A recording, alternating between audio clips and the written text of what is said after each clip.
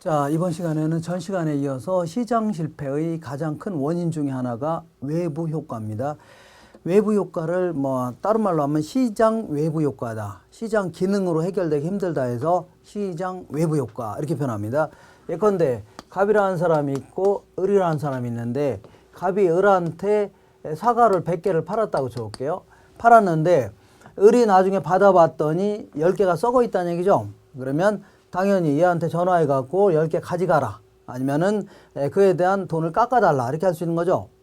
아니면 이번에는 갑이 한 100개를 팔았는데 나중에 모르고서 10개가 더 간 겁니다.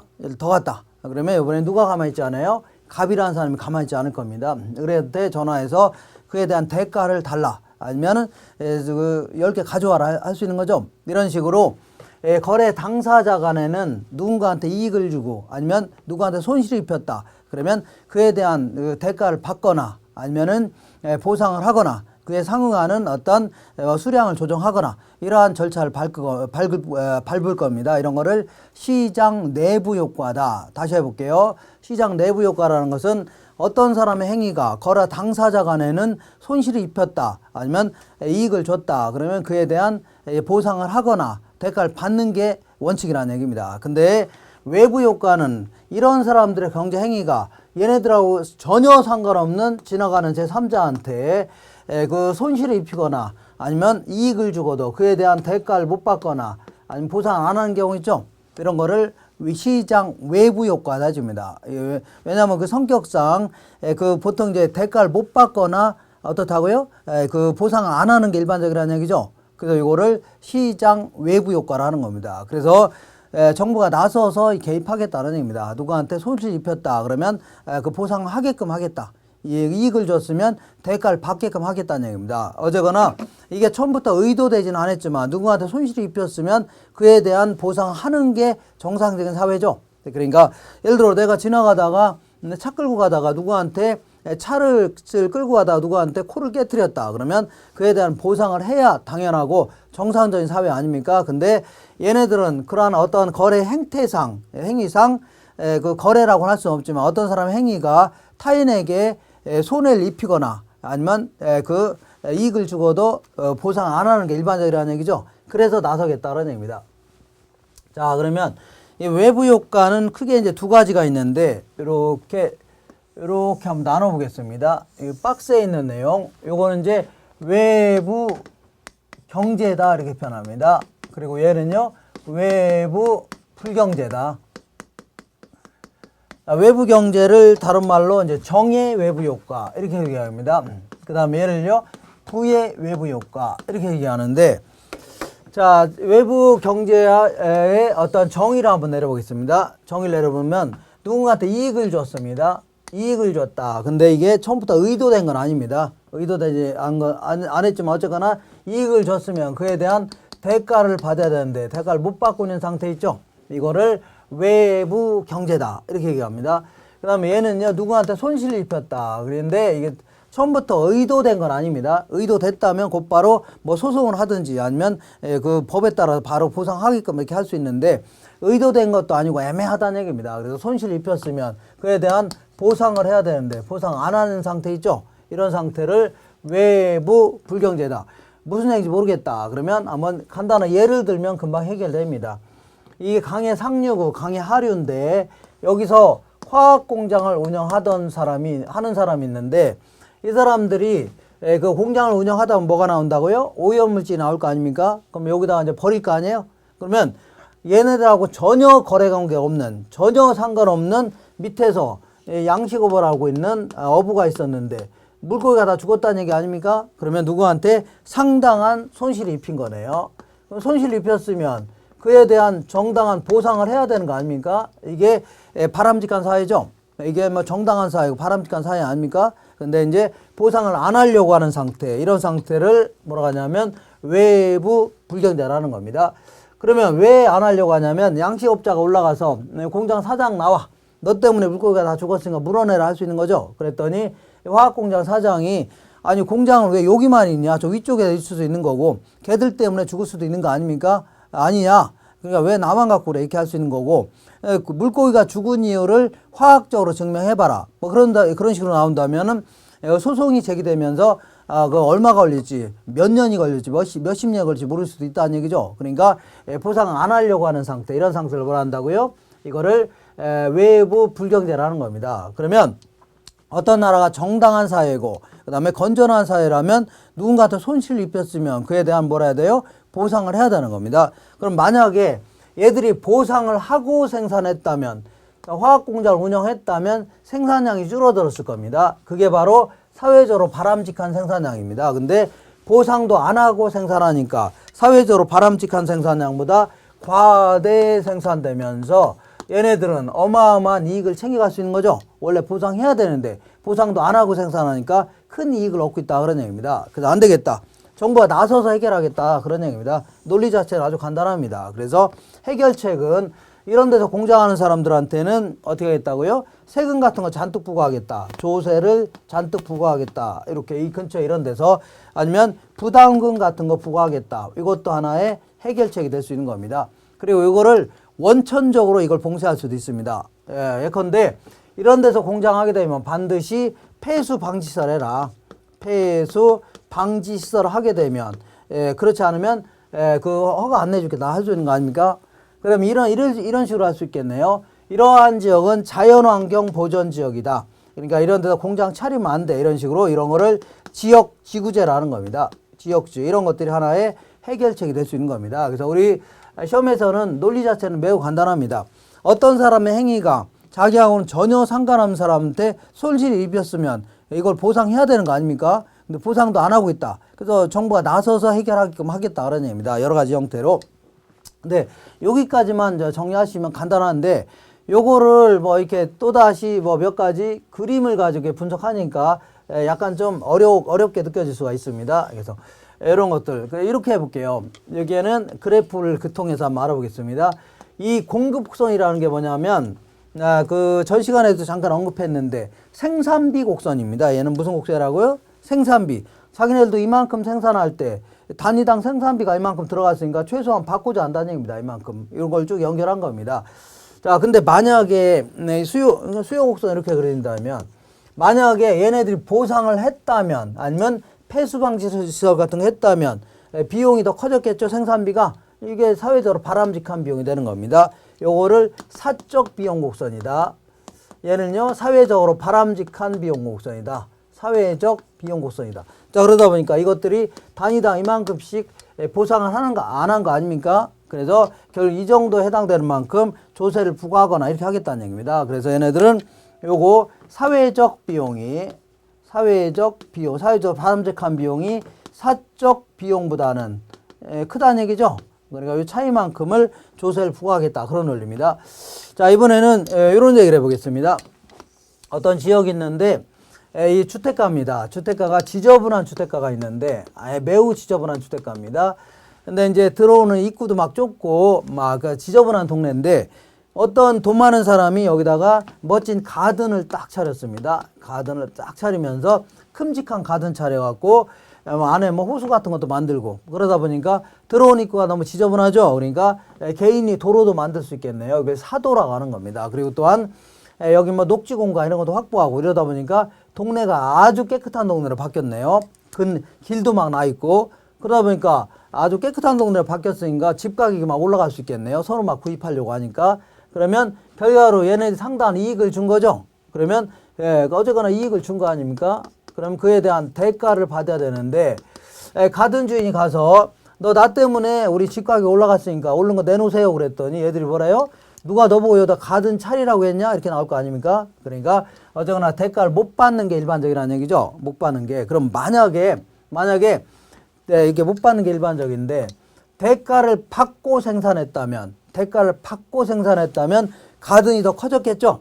생산량이 더 커졌다 그런 얘기입니다. 그게 바로 사회적으로 바람직한 생산량입니다. 근데 문제는 대가를 못 받고 생산하니까 바람직한 생산량보다 과소 생산되면서 이런 사람들은 어마어마한 이익을 챙겨간다는 얘기죠. 이것도 대표적인 시장 실패가 될 수 있는 겁니다. 시장 실패라는 것은 항상 물건이 남아돌거나 필요로 한 양보다 남아돌거나 모자라면서 누군가가 엄청난 이득을 얻어가는 거 아닙니까? 이런 게 전부 다 시장 실패가 되는 겁니다. 그래서 안 되겠다. 그래서 정부가 나서서 해결하겠다는 얘기입니다. 그래서 시청 직원이 가서 너 여기는 집가격이 올라갔으니까 이장님 나오세요. 오른 거 내놓으세요 했더니 이 사람이 뭐라요?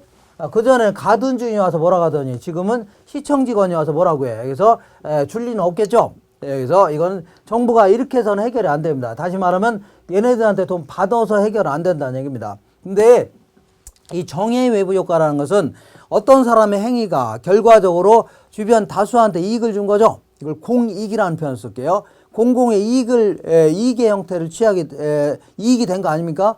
그러니까 원래 도로 같은 거 누가 깔아야 되는 거예요? 이걸 정부가 깔아야 되는 거 아닙니까? 녹지공간 같은 거 정부가 다 마련해야 되는 건데 이 정부가 해야 될 걸 얘들이 대신해 준 거 아닙니까? 그러다 보니까 결국은 얘네들한테 돈 받아서는 해결 안 되니까 결국은 얘네들을 좀 지원해 주자는 얘기입니다. 정부가 해야 될 걸 얘들이 대신해 줬으니까 현재 그 바람직한 생산량보다 과소 생산하고 있으니까 얘네들한테 이 조세를 감면해 준다거나 아니면은 보조금 같은 거 지급하겠다. 이런 좀 올바른 행위를 하고 있으니까 보조금 같은 거 지급하겠다. 이것도 하나의 해결책이 될 수 있는 겁니다. 논리 자체는 요건데 어떤 그림을 통해서 하려니까 좀 힘들어질 수 있겠네요.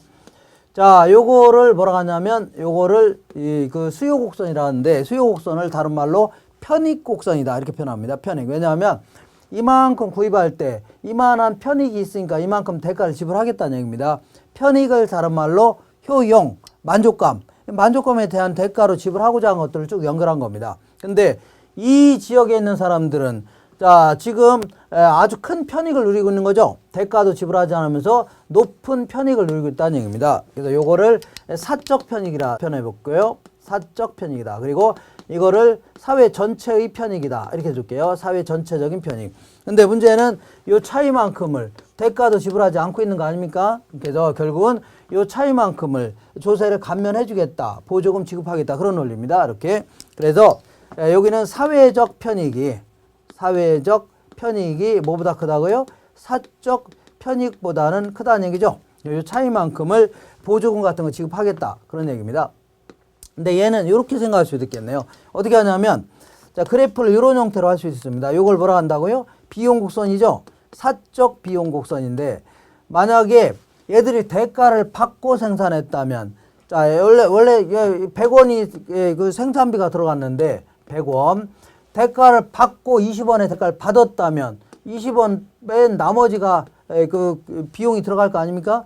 대가를 받고 생산했다면 그러니까 사회적으로 바람직한 비용은 이렇게 낮을 수가 있겠네요. 이거를 사회적 비용이다. 그러니까 이 차이만큼을 조세를 감면해 주겠다. 그런 논리입니다. 그러다 보니까 이 비용 측면에서는 거꾸로 해줘야 돼요. 사회적 비용이 사적 비용보다 작다는 얘기입니다. 사회적 비용이 뭐보다요? 사적 비용보다 작다는 얘기입니다. 이 차이만큼을 보조금 지급하겠다. 이것도 결과적으로 논리를 거꾸로 해주면 되는 겁니다. 사회적 편익보다는 뭐보다 크다고요? 사적 편익이 더 크다 그런 얘기입니다. 그래서 요거는 이렇게 해서 시험장에서는 요걸 가지고 그 논리적으로 따지면은 문제 풀기 상당히 힘들어집니다. 그래서 나중에는 그냥 암기하시는 게 좋습니다. 암기 어떻게 하냐면 정소, 부다 이런 식으로 정의 외부 효과가 발생하면 과소 생산되고 부의 외부 효과는요 과다 생산된다 이런 식으로. 그 다음에 항상 사회 전체적인 측면에서 따져야 됩니다. 정사편 그 만화 영화에서 정사편이 있는데 그 남자 주인공 이름이 부사비랍니다. 정사편 부사비. 그래서 정의 외부 효과일 경우는 사회 전체적인 편익이 사적 편익보다 크다는 얘기입니다. 부의 외부 효과일 경우는요 사회적 비용이 사적 비용보다 크다. 그러니까 항상 사회 전체적으로 그런 측면에서 강조할 때 그 부의 외부 효과는 사회적 비용이 사적 비용보다 크다. 그러면 편익 측면에서는 거꾸로 생각하시면 됩니다. 이렇게 한쪽만 중심을 딱 잡으시면 돼요. 자 지금까지 그리고 요거 하나 더 기억하세요. 요 외부 경제는 휨피 현상과 밀접히 관련되어 있다.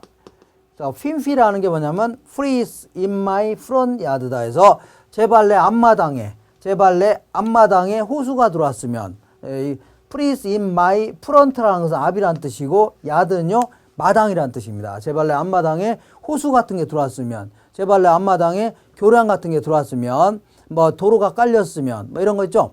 이런 게 자, 이거는 대가도 지불하지 않으면서 이익을 얻으려는 그런 어떤 지역 이기주의를 뭐라 하냐면 그 핀피 현상이라는 겁니다. 얘는요 님비 현상과 관련돼 있다.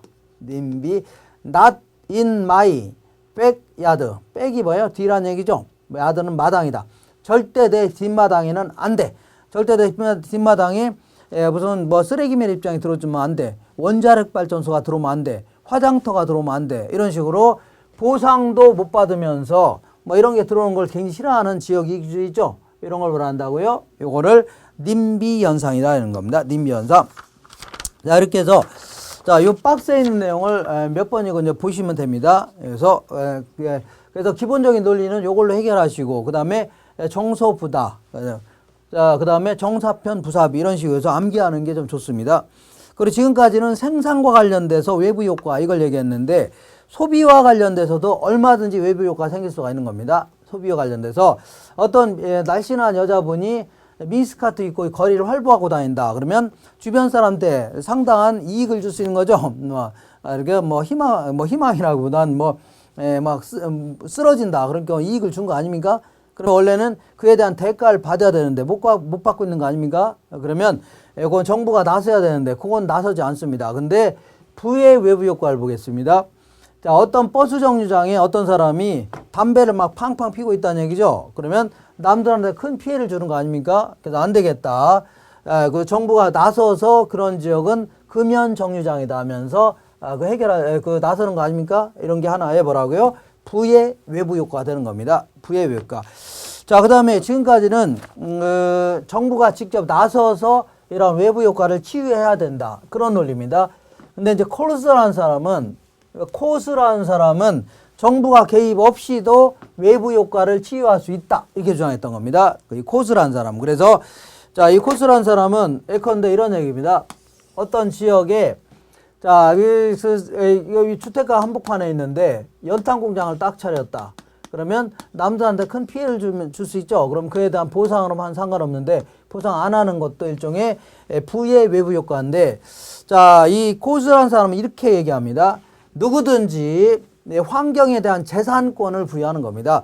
환경에 대한 재산권을 부여한다는 얘기는 누구든지 깨끗한 환경에서 주거 생활을 할 권리, 그 다음에 생산 활동을 할 권리를 부여하는 겁니다. 그래서 만약에 이러한 환경에 침해를 받았다 그러면 반드시 보장하도록 법으로 정하는 겁니다. 근데 문제는 법으로 정하는 것까지는 좋다. 근데 문제는 연탄 공장 때문에 피해를 본 사람이 이런 사람이 피해를 볼 수 있는데 여기 사는 사람도 너 때문에 피해봤다 하면서 돈 달라고 할 수 있는 거 아닙니까? 아니면 원래 이 피해를 본 사람이 다른 병 때문에 원래 병을 앓고 있는데 너 때문에 병 걸렸다 하면서 물어내라 할 수 있는 거죠. 그러니까 이 법으로서 뭘 정하냐면 누구를 보상할 것인가, 어디까지를 보상할 것인가 이런 것만 명확히 정해놓고 있다면 굳이 정부가 나서지 않더라도 그 해결할 수 있는 거 아닙니까? 이걸요 코스의 정리라는 겁니다.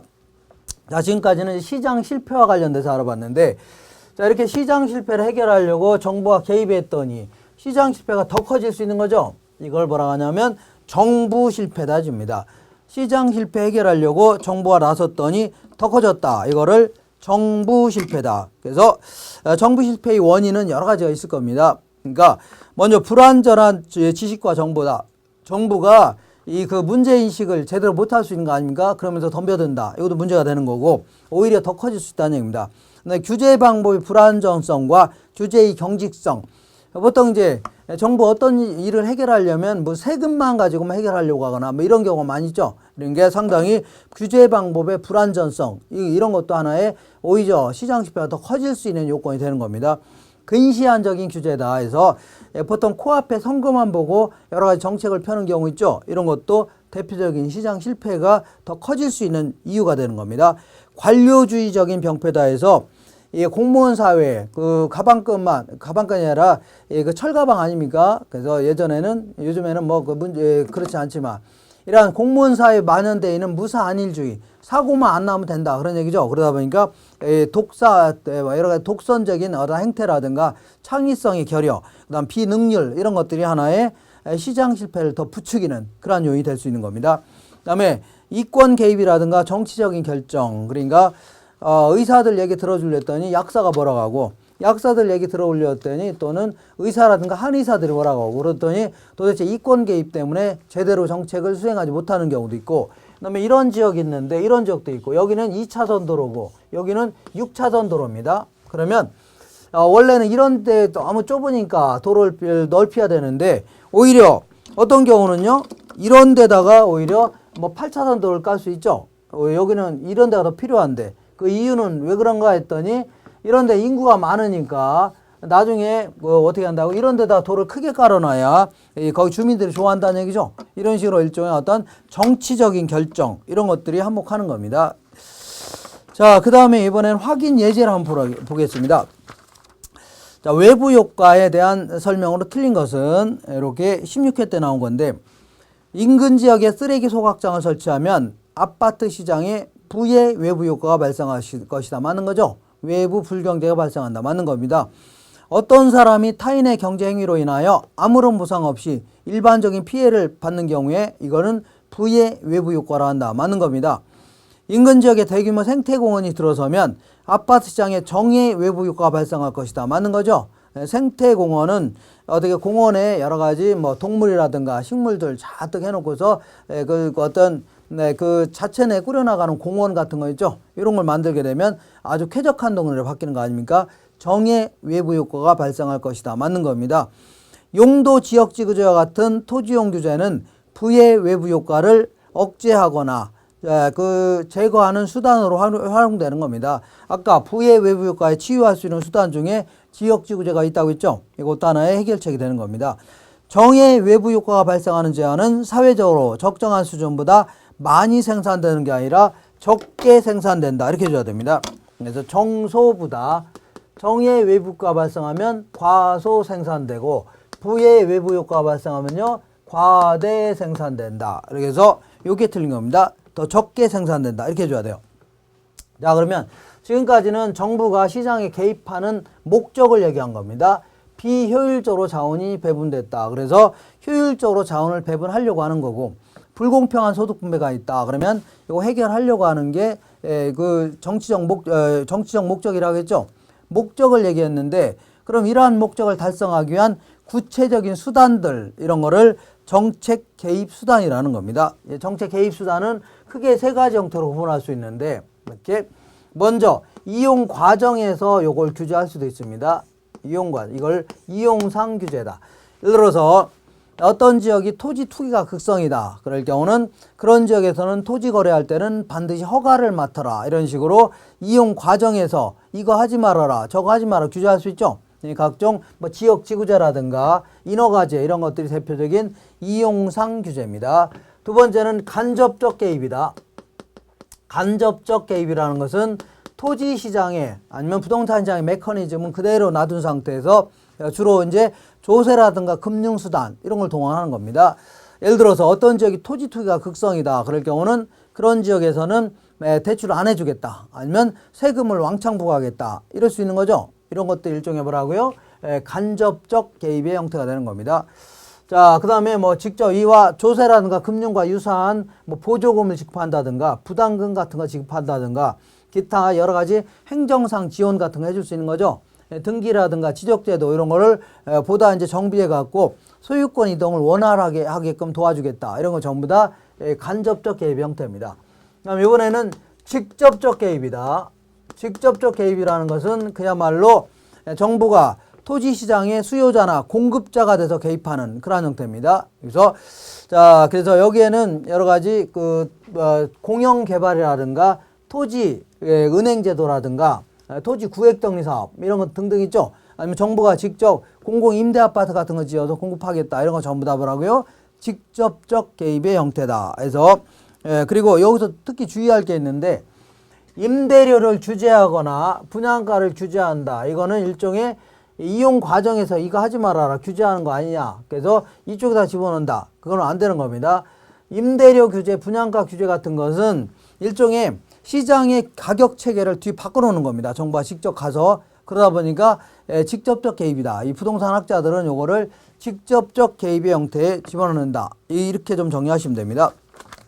자, 그러면 자, 지금부터 토지 지금까지는 이제 여러 가지 부동산 정책에 대한 어떤 전반적인 내용들 이런 걸 좀 알아봤고, 자, 지금부터 이제 구체적인 개입 수단들을 알아보는 겁니다. 개입 수단, 아까 얘기한 이용상 규제, 즉 간접적 개입, 직접적 개입이 있는데, 이러한 여러 가지 수단 중에 토지 문제를 해결하려고 정부가 개입하는 것을 뭐라 하냐면 토지 정책이다. 그 다음에 주택 문제를 해결하려고 개입하는 것을 뭐라 한다고요? 주택 정책이라는 겁니다. 주택 정책.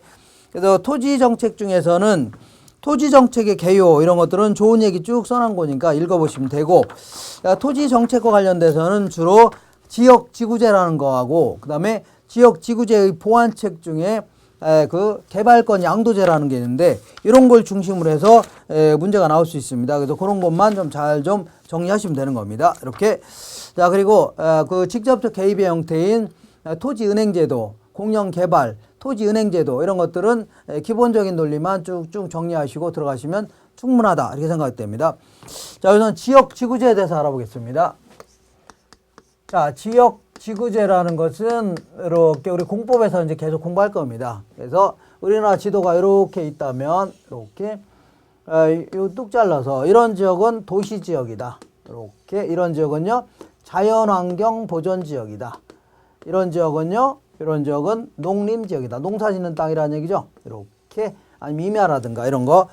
그리고 이제 아직 어중간한 지역 관리지역이다 해서 앞으로 이쪽으로 편입이라든가 이쪽으로 편입될 예정인 땅 있죠. 이런 땅들을 관리지역이다. 아직 확정은 안 됐지만 편입이 예상되는 지역을 관리지역이다. 그러면 이런 거 그 다음에 도시지역이라 하더라도 뚝뚝 자른 다음에 이런 거는 주거지역, 상업지역, 공업지역, 녹지지역 이렇게 구분할 수 있는 거 아닙니까?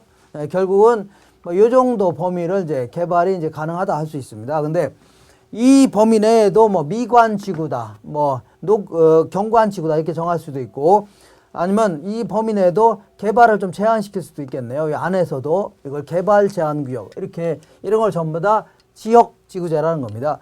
그래서 우리는 이러한 지역 지구마다 어떠한 여러 가지 형태의 규제 같은 거 하고 있는데, 이러한 어떤 규제를 하고 있냐, 이런 거를 우리가 공부하는 건 아니고 그런 것들은 공법에서 공부할 내용입니다. 그럼 여기서는 뭘 공부하냐? 여기서는 이러한 지역지구제를 실시했을 때 어떠한 경제적 효과가 있나 얘기죠. 이런 측면에서 알아보는 겁니다. 어떤 경제적 효과가 있나? 이렇게 한번 보겠습니다. 여기 뭐가 있냐면 이 주택가가 있다.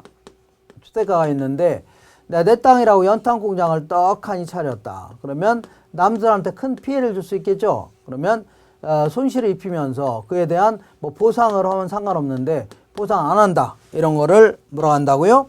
부의 외부 효과라는 겁니다. 부의 외부 효과. 그래서 안 되겠다. 이러한 지역은 전용 주거지역이다. 전용 주거지역으로 정한다. 그러면 이런 공장 같은 거 좀 나가라 그 얘기입니다. 나가다 딴 데 가서 해라. 이런 식으로 정해 놓는다면 어떠한 효과가 있나 좀 알아보겠습니다. 어떤 효과? 요거는 그 박스를 한번 통해서 알아보겠습니다. 박스 이렇게. 요거는 단기적인 효과다. 얘는요 장기적인 효과 이렇게 나올 수가 있는데, 자, 단기적으로는 이러한 지역은 아주 쾌적한 동네로 바뀌었죠. 쾌적한 동네로 바뀌니까 일단 이런 공장 차리면 안 된다 이렇게 쾌적한 동네로 바뀌었다면 부의 외부 효과가 어떻다고요? 제거되거나 이렇게 감소가 될 겁니다. 그러면서 아주 쾌적한 동네로 바뀌었네요. 그러면 이런 동네에 살고 싶어요? 살기 싫어져요? 살고 싶죠? 그러니까 이러한 동네에 대한 부동산에 대한 수요는 증가하게 될 겁니다. 아파트에 대한 수요는 증가하죠? 그러면 아파트 가격이 부쩍부쩍 올라갈 수 있겠네요. 요게 바로 단기적인 효과가 되는 겁니다. 그래서 그러면 부쩍부쩍 잠만 자고 일어나면 가격이 급등하는 거 아닙니까? 그러다 보니까 기존에 있는 부동산을 갖고 있는 사람들은 엄청난 이윤을 얻을 수가 있겠네요. 초과 이윤을 얻어갈 수 있다. 그런 얘기죠. 그래서 이 초과 이윤을 누가 가져가냐면 기존의 공급자가 가져가는 겁니다.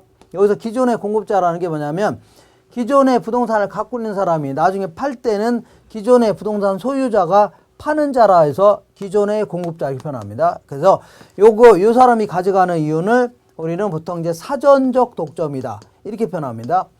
사전적 독점이라는 게 뭐냐면 기존에 부동산을 갖고 있었던 사람들이 정부가 이런 정책을 수행하는 바람에 큰 이윤을 얻을 수 있는 거 아닙니까? 이런 거를 사전적 독점이다. 기존에 부동산을 갖고 있었던 사람들이 정부가 이런 정책을 수행하는 바람에 큰 이익을 얻을 수 있다는 걸 뭐라 한다고요? 사전적 독점이다. 그래서 사실은 이게 가장 큰 문제가 될 수 있는 겁니다. 왜냐하면 자, 똑같은 지역이 비슷한 지역이 있는데 여기도 아파트가 있고 여기도 아파트가 있는데 여기는 전용 주거지역, 여기는 공업적으로 묶어놨다. 그럼 누구는 큰 이문을 보고 누구는 크게 손해본다는 얘기죠. 그러니까 지역 간의 형평성이 문제가 될 수 있는 겁니다. 이렇게 상당히 큰 문제가 될 수 있어요. 그래서 여기 가장 큰 문제다. 누구한테는 어마어마한 이익을 남겨주고 누구는요 크게 손해나게 한다는 얘기죠. 이게 상당히 문제가 되는 겁니다. 이걸 뭐라 한다고요? 사전적 독점이다. 이거 왜 사전적이라는 표현을 쓰냐면 기존에 부동산을 갖고 있었던 사람들이 정부가 이런 정책을 수행하는 바람에 큰 이문을 벌 수 있다 해서 그 사전적 독점이다. 기존에 부동산을 갖고 있었던 사람들이 누리는 이윤이다 해서 사전적 독점이다. 이렇게 표현합니다. 근데 나중에 비싸게 구입한 사람들은 이익을 못 얻는 거죠. 네, 그래서 이걸 사후적 독점이라는데 그거는 아무런 문제가 안 됩니다. 기존에 부동산을 갖고 있는 사람이 누구는 어마어마한 이익을 챙기고 누구는 손해본다는 얘기 아닙니까? 이런 게 문제가 될 수 있다. 어쨌거나 단기적으로는 여기서 끝난 겁니다. 장기적으로 보겠습니다. 장기적으로는 이 지역이 부동산 가격이 급등했죠. 그러면 건설업자들은 이런 빈 땅만 생기면 아파트 지어대려고 할 겁니다. 왜냐하면 옛날이나 지금이나 이 지역의 건축비가 똑같다면 이렇게 올라간 데다 지어야 어떻다고요? 큰 돈을 벌 수 있는 거 아닙니까? 근데 그거는 시간이 걸려요, 안 걸려요? 꽤 걸린다는 얘기죠. 그러니까 이게 장기적인 효과가 되는 겁니다. 장기적으로는 점점 어떻다고요? 다른 공급자들이 이 시장에 들어오면서 시장 진입이라는 표현을 쓸게요. 공급이 증가하기 시작할 겁니다. 그럼 공급이 증가하면 물건이 점점 많아지기 시작한다는 얘기죠. 아파트가 많이 지어지기 시작하니까 가격은 하락할 수 있겠네요. 점점 하락한다. 그러면서 결국은 초과인이 어디 때까지요?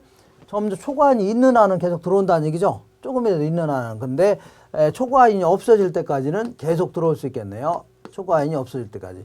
이때 가격이 어디까지 하락하냐, 어디까지, 우리 시험에서는 이 정도까지 이제 정리한 다음에 조금 어렵게 물어본다면 여기까지 물어볼 수 있습니다. 가격이 어디까지 하락할 수 있냐, 뭐 그런 얘기인데 이거 그래프를 통해서 해결해 보겠습니다. 그래프를.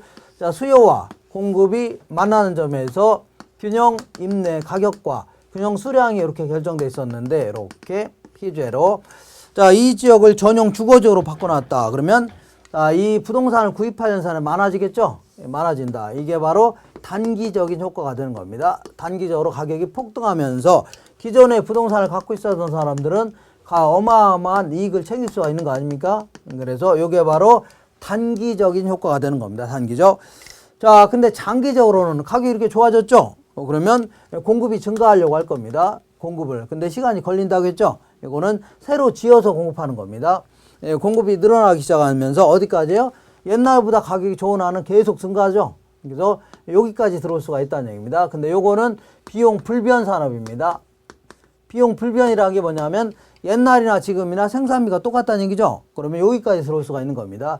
근데 일반적으로는 비용 증가 산업 일반적이에요. 왜냐하면 일단 요 지역은 토지 가격도 올라갔을 거 아닙니까? 그리고 또한 서로 여도 아파트 지어대려고 하니까 인건비라든가 자재 가격도 올라가는 게 일반적입니다. 그래서 옛날 가격을 받아서는 손해라는 얘기죠. 그러니까 왜냐하면 건축비가 너무 올랐기 때문에. 그러니까 옛날보다는 높은 가격을 받아야 손해가 안 납니다. 그러니까 공급이 이렇게 증가한다 하더라도 요 정도 증가하다 딱 멈추게 되는 겁니다. 이거 무슨 산업이라고요? 비용 증가 산업이다. 그래서 비용 증가 산업은 원래보다는 높은 가격에서 균형을 이루게 되는 겁니다. 근데 만약에 이럴 수도 있겠네요. 어떤 삼성 레미안이 여기 있는 땅을 전부 다 사들인 다음에 아파트를 3,000동을 지으려고 한다. 3,000 너무 많네요. 그러니까 뭐 1,000동을 지으려고 한다. 1,000동도 많나요? 어쨌거나 혼자서 다 지으려고 한다. 그러면 규모의 경제가 발생할 수 있습니다. 규모의 경제가 뭐라 하겠어요? 규모가 점점 커짐에 따라서 생산비가 절감될 수 있는 효과 있죠? 이런 게 생길 수가 있다면 규모의 경제가 발생한다면 옛날 가격을 받아서도 이무이죠. 이익이 생기는 거 아닙니까? 그러니까 아파트 더 지을 수도 있겠네요. 그러다 보니까 공급이 이렇게 더 증가할 수도 있다는 얘기입니다. 이거는 비용 뭐라고요? 감소 산업이 돼요. 그래서 비용 감소 산업은 옛날보다도 낮은 가격에서 균형을 이루게 된다는 얘기입니다. 자, 지금까지는 누구 입장에서 따져봤냐면 여기다가 신축을 제한하지 않는 경우에 대해서 알아봤는데, 만약에 여기다 신축을 제한했다고 쳐볼게요. 제한한다면, 자, 그 장기적으로 여기다가 아파트 질렸더니 못 짓게 한다는 얘기죠. 그러면 건설업자들은 여기다 못 지으니까 옆에다 아파트를 지어갖고서 요거보다는 조금 싸게, 좀 싸게 해야 팔릴 거 아닙니까? 좀 싸게 팔려고 할 겁니다. 그러면 여기 있는 사람 이쪽으로 이사 갈 수 있는 거죠. 그러면서 요거보다 낮은 안은 계속 이사 갈 수도 있겠네요. 그래서 어느 정도까지요? 요 정도가 될 때까지는 계속 이사 가려고 하겠네요.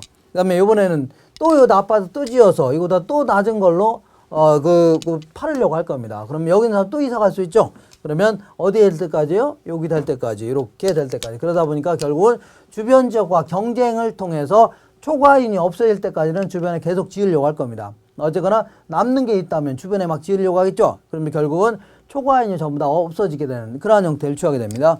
이렇게 해서 그런 얘기 써 있으니까 좀 정리하시고, 자, 지금까지는 뭐에 대해서 알아봤냐면, 자, 지역지구제에 대해서 알아봤는데, 지역지구제의 단점을 좀 알아보겠습니다. 지역지구의 단점은 어쨌거나 이 가장 큰 단점은 이렇게 적절한 용도 구분이 상당히 어려울 수밖에 없습니다. 이러한 지역은 주거지역, 이러한 지역은 상업지역이다. 이런 식으로 구분하는 게 쉽지만 않죠. 이렇게 구분하는 게 쉽지만 않다. 그래서 그것 또한 상황의 변화에 대처하기가 너무 힘들다는 얘기입니다. 그래서 어떤 지역을 그 상업지역으로 정해놨는데 나중에 뭐 환경이 변함에 따라서 주거지역으로 바꾸려고 했더니 바꾸는 게 쉽지만 않겠죠. 거기서 이제 권리금 주고 들어간 뭐 상업 활동하는 사람들이 큰 피해를 줄 수 있으니까 상황의 변화에 대처하기도 힘듭니다. 그리고 또한 심각한 형평성의 문제를 야기할 수 있는 겁니다. 누구는 사전적 독점력을 부여하고 누구는 그런 걸 안 주고 하면 상당히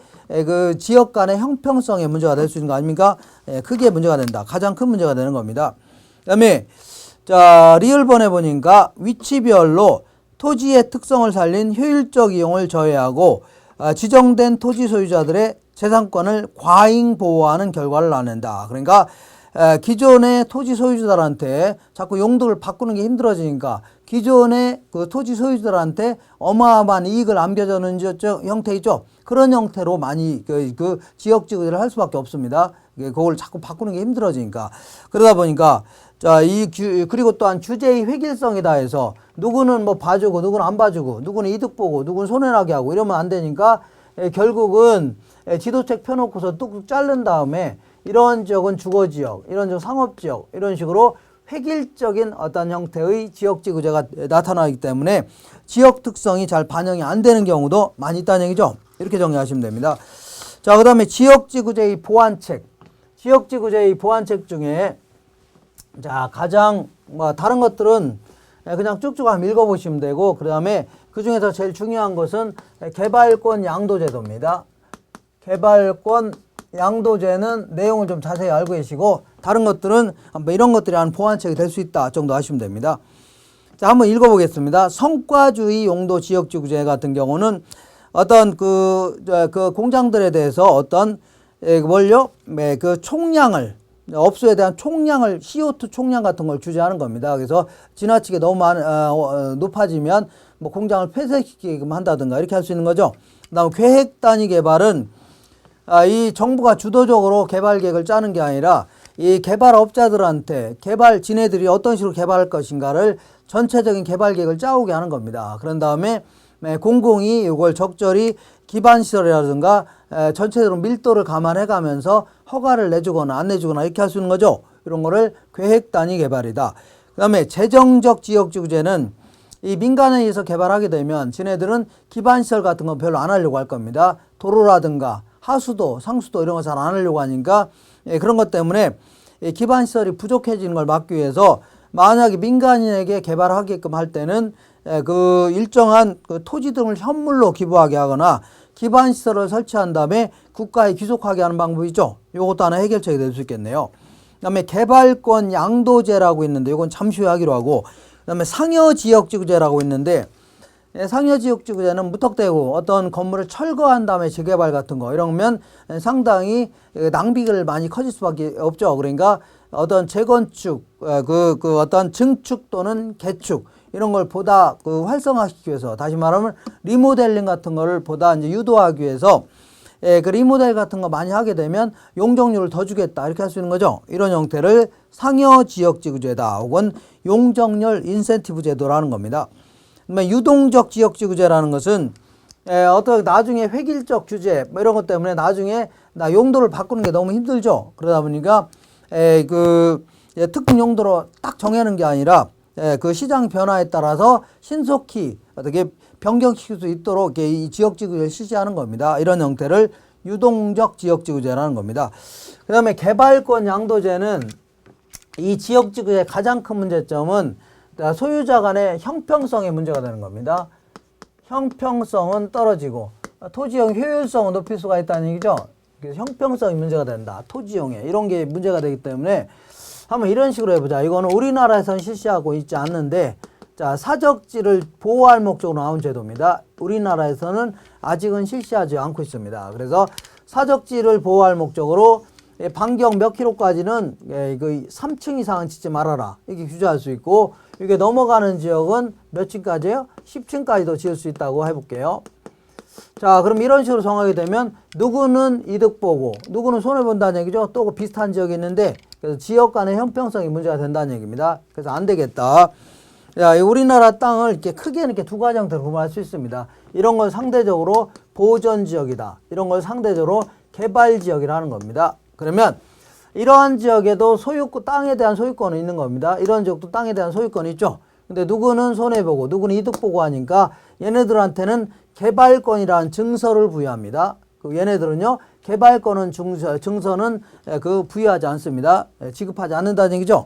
그런 다음에 이런 상태에서 만약에 그러면 개발권을 받았다고 해서 자기 땅을 추가로 개발할 수 있냐? 그건 아닙니다.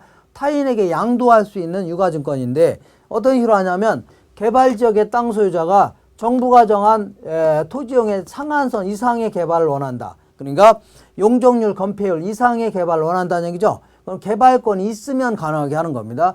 근데 얘들은 개발권이 있어요, 없어요? 없죠. 그러니까 이 그 개발권이 있는 자한테 사야 되겠네요. 그러면 얘네들은 개발권 팔으면 돈이 생기죠. 그러면 이렇게 손해난 거를 개발권 팔아서 해결할 수 있는 거 아닙니까? 이런 제도를 뭐라고요? 개발권 양도제라는 겁니다. 그래서 요거는 아주 괜찮은 제도인데, 그냥 정부가 이렇게 손해나게 하는 사람들을 일부러 보상을 안 하더라도 시장 기능을 통해서 자연스럽게 해결할 수 있는 장점이 있습니다. 근데 이것도 문제점이 있겠네요. 이거는 일단은 토지 소유자 간의 형평성을 높일 수가 있습니다. 소유자 간의 형평성은 높일 수가 있지만, 자, 결국은 이러한 개발 지역이 추가로 개발을 할 수 있다는 가정이 있는 거죠. 그러니까 돈이 많은 자들은 개발권 잔뜩 사들여갖고 정부가 정한 상한선 이상을 난개발 같은 거 할 수 있는 거 아닙니까? 그러다 보니까 상당히 그 토지용이 비효율적으로 될 가능성이 높아집니다. 효율성에 문제가 된다는 얘기죠. 이런 제도를 개발권 양도제라는 겁니다. 그래서 다른 것들은 이제 문제는 여기 딸려있는 문제 같은 경우는 나중에 문제를 통해서 어떤 내용을 물어보는지 확인만 하시면 되는 겁니다. 이렇게 해서 여기까지 내용을 확인해 봤습니다.